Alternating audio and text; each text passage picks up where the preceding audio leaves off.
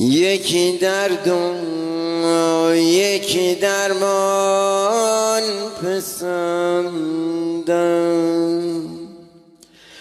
یکی وصل و یکی هجران پسندم. من از درمان و درد و وصل و هجران پسندم آنچه جانان پسندم،